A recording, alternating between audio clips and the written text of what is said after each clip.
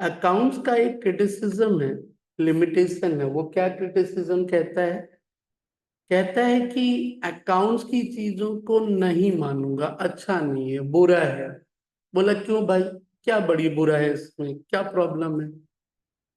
वो बोलता है कि वो जो अकाउंट्स में क्रिटिसिज्म और लिमिटेशन ये है कि इसमें मेनली हम लोगों का एक प्रिंसिपल है हिस्टोरिकल कॉस्ट। हर एक चीज को हम लोग इतिहास के कॉस्ट को दिखाते हैं। मतलब इतिहास के कॉस्ट मतलब कि 10 साल पहले यदि मैंने कोई बिल्डिंग 5 लाख में खरीदा है, तो आज भी हम लोग अकाउंट्स में वही 5 लाख रुपया दिखाते हैं। और लोगों का ऑब्जेक्शन वही है कि यार ऐसे अकाउंट्स को किस बात का वैल्यू दिया जाए जिसमें 20 25 30 साल पहले की घटनाओं को ही दिखाया जा रहा है। मतलब उनका मानना है कि अकाउंट्स कुछ ऐसा हो जिससे लोगों को लगे कि आप कुछ अच्छा दिखा रहे हो। तो हिस्टोरिकल कंसेप्ट का एक टुकड़ा है। चलिए, सवाल भी कुछ देखेंगे इस पे, बट उस पे आने से पहले वो ये कि कुछ लोग कहते हैं कि वैल्यूएशन के और भी तो प्रिंसिपल हो सकते हैं। साइलेंट होने पे तो हिस्टोरिकल कॉस्ट लिया जाता है, साइलेंट होने पे हम लोग हिस्टोरिकल कॉस्ट लेते हैं। तो फिर कहते हैं और क्या क्या प्रिंसिपल हो सकता है भाई? तो प्रिंसिपल कहते हैं और हो सकता है करेंट कॉस्ट, आज का कॉस्ट, रियलाइजेबल वैल्यू जितना बेच के मिलेगा, और प्रेजेंट वैल्यू फ्यूचर में जो मुझे मिलने वाला है, आज उसको एक सर्टेन रेट पे कन्वर्ट करेंगे तो कितना मिलेगा। तो एक एमसीक्यू तुझे मिलने वाला है कि इसमें से कौन सा वैल्यूएशन प्रिंसिपल है या नहीं है, एक दूसरे ऑप्शंस को लुका इंसर्ट करते हुए। बस इतना याद रखना कि ये चार ही वैल्यूएशन प्रिंसिपल में आते हैं, और कोई नाम रहा तो वो वैल्यूएशन प्रिंसिपल का हिस्सा नहीं है। तो एक छोटा सा थ्योरेटिकल चैप्टर डिस्कस कर रहे थे बाबू। चलिए, तो ये चार, थोड़ा सा इस पे एक सवाल देख ले जो समझाने के लिए लिए हैं। एक मैंने लिया एसेट्स के लिए, यानी वैल्यूएशन सिर्फ एसेट्स का ही नहीं है। दूसरा मैंने लिया लाइबिलिटी के लिए, दूसरा मैंने लाइबिलिटी के लिए लिया। ध्यान दे क्या था क्वेश्चन। मिस्टर रौनक, अपने क्लास का एक बंदा, 1 जनवरी 2017 को 4 लाख रुपीस में एक मशीन खरीदा, 5 साल पहले। बहुत बढ़िया। फिर क्या हुआ? फिर ये है, आज की तारीख में यदि हम उसे खरीदते तो 13 लाख रुपीस मुझे मिलता। आज की तारीख में उस मशीन को खरीदते जो मैंने 5 साल पहले 4 लाख में खरीदा था। बहुत बढ़िया। और यदि आज हम उस मशीन को बेच दे तो खरीदने का दाम तो ज्यादा, बट मुझे कोई 11 लाख देगा। ये भी बढ़िया। बोला क्या समझाना चाहते हैं सर? ऊपर में मैंने जो चार नाम लिया, ये चारों टर्म्स इस एसेट्स का निकालेंगे। ऑब्वियसली प्रेजेंट वैल्यू थोड़ा समझना आपके लिए मुश्किल होगा, बट फिर भी एक वैल्यू लिखूंगा, उससे चीजों को कोशिश करना। आजा, आगे चलते हैं। आगे चलते हैं, वो ये कि यदि मशीन को और मैं 5 साल यूज करूं तो मुझे ये फ्यूचर में प्रत्येक साल 2 लाख रुपया पर एनम देगा। और एक कॉस्ट ऑफ कैपिटल, दुनिया में कंपनी को धंधा करने के लिए किसी से पैसा लेना है, बिजनेस को, सामने वाला उस पे 20% ब्याज लेगा। तो थोड़ा समझाने वाला चैप्टर लगे हाथ करी लो। इससे मैं निकालने वाला हूं ऊपर का 4 टर्म्स। तो उस मशीनरी के लिए, उस एसेट्स के लिए, उस मशीनरी यानी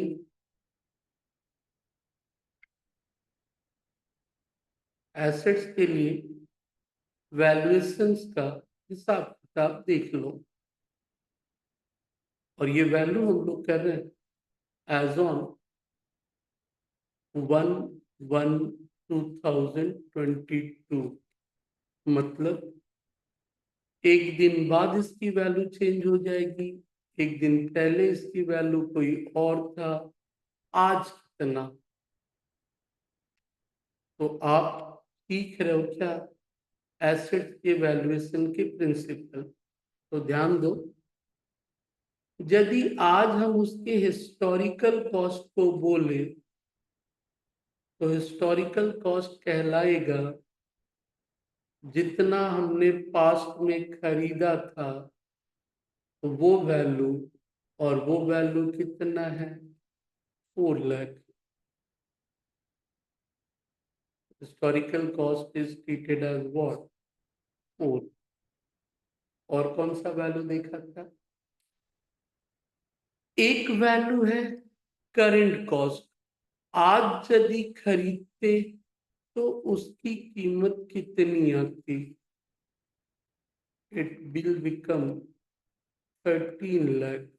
ऊपर स्टोरी पड़ा है सारा, यदि भूल जाओ तो फिर पीछे से स्टोरी देख लेना। आज खरीदते तो 13 पड़ता, तो 13। यदि आज उसकी रियलाइजेबल वैल्यू बोलूं,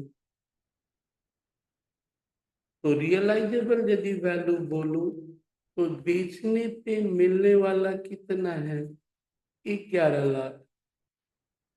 तो तीसरा है 11 लाख।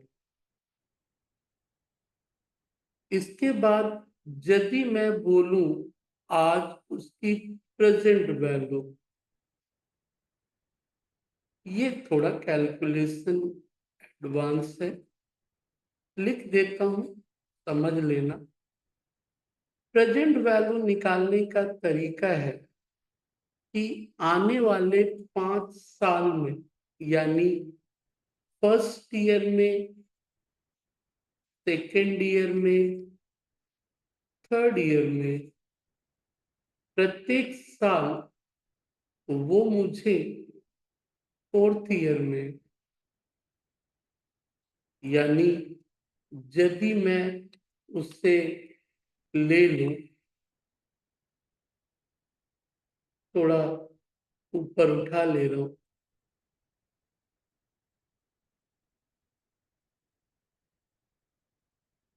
तो फोर्थ और फिफ्थ ईयर, ये जो भविष्य में मुझे एवरी ईयर 2 लाख रुपया मिलेगा फ्यूचर में, उसको आज के पीवी फैक्टर से,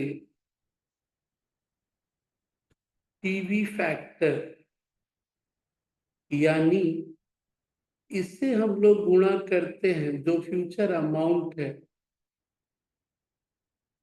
फ्यूचर अमाउंट है, उसको पीवी फैक्टर से गुणा करते हैं।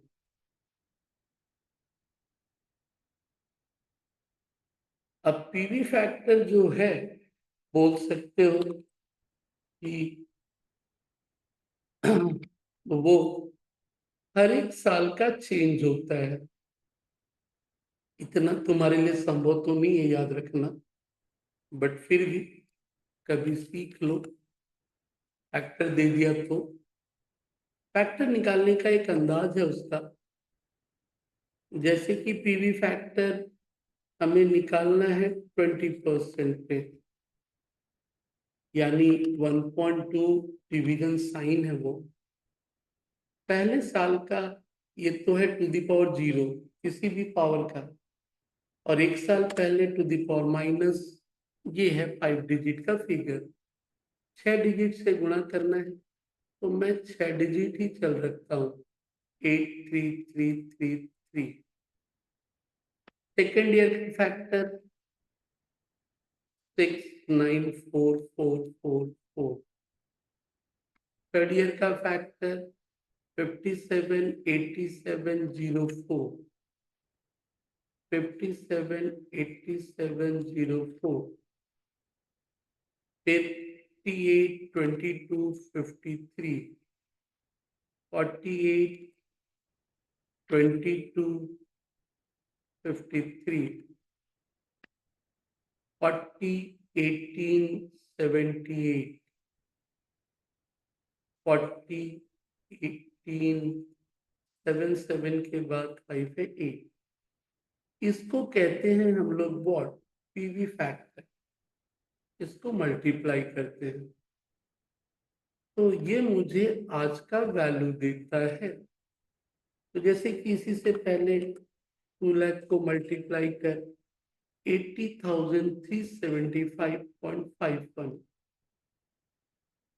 80,375.51 बोलना थोड़ा गलत है, बिकॉज मैंने अप्रोक्सीमेशन लिया था। तो 401878 4018 80,375.6। दूसरा ले ले 2 लाख, नीचे से ही चल रहा हूँ, 482253। 96,450.6। 96,450.6 टाइम वैल्यू का एक फॉर्मूले का तरीका है ये। 2 lakh 0.578704। 115,740.8। 115,740.80 and 2 lakh into 6944 138,888.8। 138,888.8 and 2 lakh into 8333 1,66,000। बोला सर क्या कर रहे हो आप? कर कुछ नहीं रहा हूँ बाबू, बस टाइम वैल्यू ऑफ मनी कभी मैथ्स पढ़ोगे उसी की कहानी है। ये जो टोटल अमाउंट है 2 लाख मुझे एक साल बाद मिलेगा।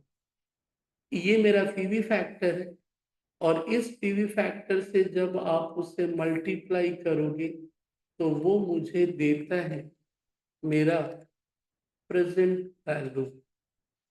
और वैल्यूएशन प्रिंसिपल क्या कहता है कि जो पैसा, प्रेजेंट वैल्यू कहता है कि जो पैसा साल भर बाद मिलेगा आज उसकी कीमत कितनी। 20% है, कम हो मतलब उसके हिसाब से 12% होता तो अलग, 17 होता तो अलग। ये सारे वैल्यूज को अपने को ऐड कर लेना है। 6.6, 138, 388, 115,740.8, 96,450.6, 83,75.6, 597,622.4। क्या हुआ Komal ji? Y are you smiling और रिएक्टिंग? 597 तुम्हें लग रहा है सर इतना तो पॉसिबल नहीं है, बस सुन लो, हमें भी मालूम है, तो ध्यान दे। This is your present value. ऊपर क्या था? रियलाइजेबल। उसके बाद क्या था? Current cost. उसके बाद क्या था? Historical cost. प्रेजेंट वैल्यू का एक और तरीका है, क्या? आप वो पूरे 2 लाख रुपए से एन्युटी फैक्टर मल्टीप्लाई करो, और वो एन्युटी फैक्टर का अपना एक कैलकुलेशन है प्रेजेंट वैल्यू का। और उस केस में मतलब एनुअल इंस्टॉलमेंट मेरा 2 लाख रुपया है, तो इस एनुअल इंस्टॉलमेंट से 2 लाख रुपया तो फिक्स है, तो 2 लाख रुपया तो फिक्स है इंस्टॉलमेंट, एन्युटी फैक्टर से गुणा कर दीजिए एक बार में, मतलब 2 लाख फैक्टर है निकालने का, वो एग्जाम में तुम्हें दिया जाएगा ज्यादा से ज्यादा। 1.2 तुम्हारा रूल्स है कि पहले 1 2 3 4 5 -1 डिवाइडेड बाई 0.2, सीधे सीधे मिल जाएगा 299.061। तो ये तुम्हें फैक्टर दे दिया जाएगा 061, और एक डिजिट ले लो 2, इससे मल्टीप्लाई कर दो, देख लो, इनटू 2 लाख। अप्रोक्सीमेशन का कुछ मिस्टेक 597 आया, यहाँ यदि बोलोगे तो 598 आया। ये अप्रोक्सीमेशन एरर है, क्योंकि हम लोग वो डिजिट को ले रहे थे, 1000 रुपए का अंतर ला दिया। एन्युटी फैक्टर कैसे निकालें? चलो, एन्युटी फैक्टर का एक मैथमेटिक का फॉर्मूला है भाई, कैलकुलेटर में हम लोग उसे सीधे निकाल लेते हैं, और वो फॉर्मूला है बाबू, वो है 1 - 1 + i, 1 + i⁻n divided by I. I यानी इंटरेस्ट रेट। तो ये उसके फॉर्मूले हैं, यानी 1 रेट मेरा था 20%, 1 + 0.2 5 साल यानी ⁻⁻5 डिवाइडेड बाई 0.2। ये एक फॉर्मूले का पैटर्न है, तू टेंशन मत ले, तेरे को फैक्टर मिल जाएगा, तेरे को सीधे सीधे फैक्टर दे दिया जाएगा, मल्टीप्लाई करना यदि टफ दिया तो 1.2 डिवीजन में लिया, ⁻⁻1 -2 -3 -4 -5 -1 डिवाइडेड बाई 0.2, ये फैक्टर है। वो तुमको आई मतलब इंटरेस्ट रेट, आई मतलब इंटरेस्ट रेट। चल,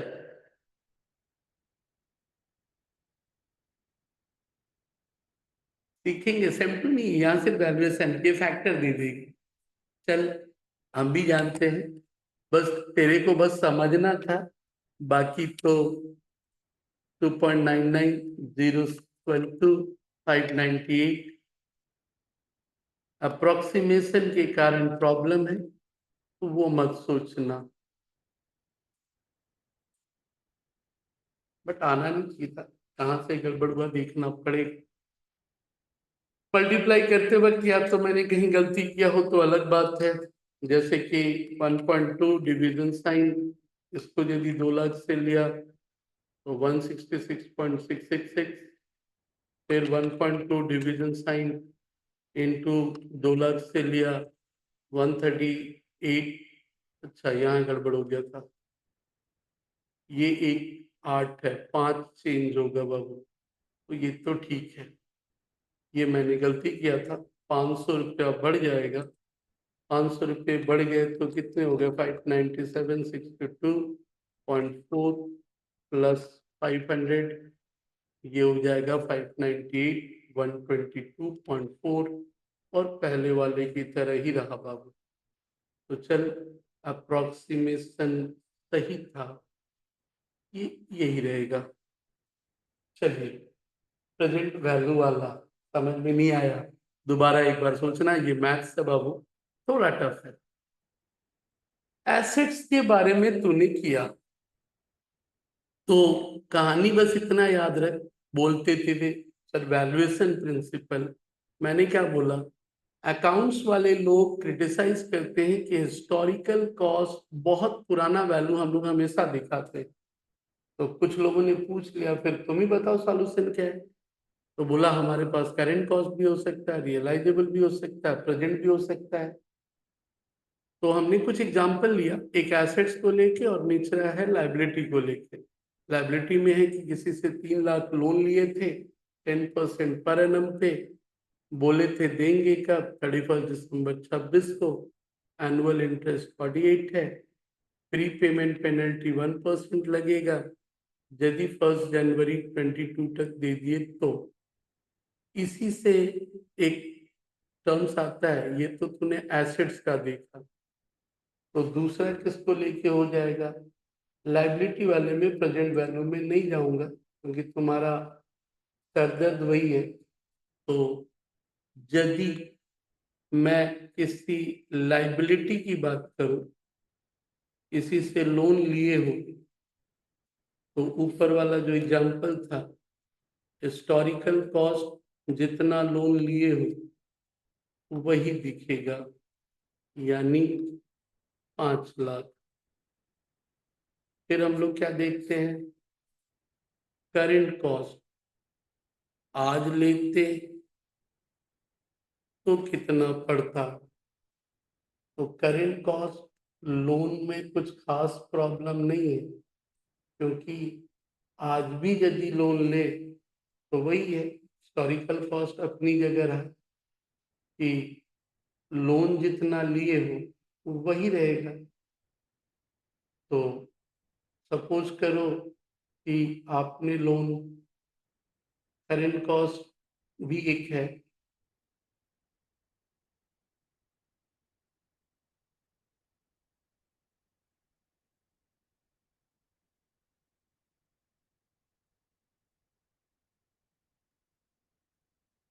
हम्म।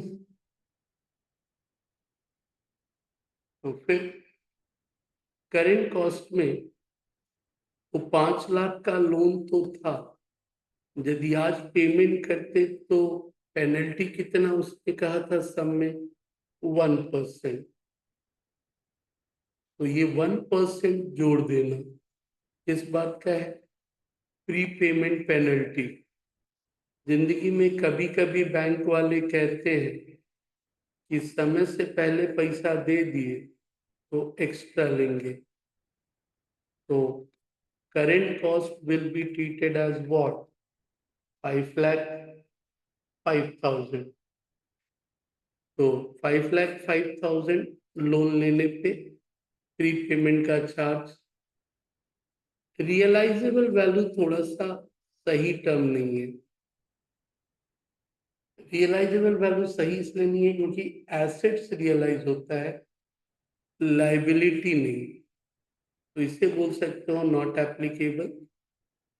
रियलाइजेबल वैल्यू लोन में मत लेना, कोई मतलब ही नहीं है। Current cost realisable present value में नहीं जाना, जो तुमने एसेट्स देखा यही है, क्योंकि उसके अपने कुछ कैलकुलेशंस हैं। तो ध्यान रख, एक छोटा सा चैप्टर अभी हम लोगों ने किया, वो कौन सा था?